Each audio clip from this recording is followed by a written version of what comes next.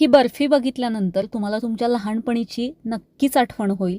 ही बर्फी तोंडात टाकताच विरघळते. यामध्ये पनीर, खवा, दूध यापैकी काहीही वापरलेलं नाही आहे. फक्त 2 ते 3 साहित्यात बनवून तयार होते. अर्धा कप तूप घेतलं, त्यामध्ये 1.5 कप मैदा घालायचा आहे. हा मैदा आपल्याला लो हीटवरती चांगला भाजून घ्यायचा आहे. ही बर्फी शाळेच्या बाहेर जे दुकान असायचं त्यामध्ये मिळायची. मी तरी ही खूप खाल्ली आणि मला ही खूप आवडते.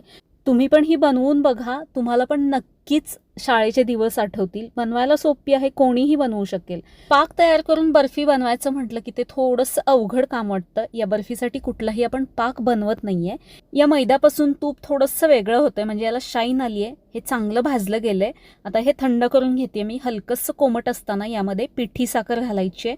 जेवढा मैदा आहे त्याच्या निम्मी पिठी साखर घालायची आहे.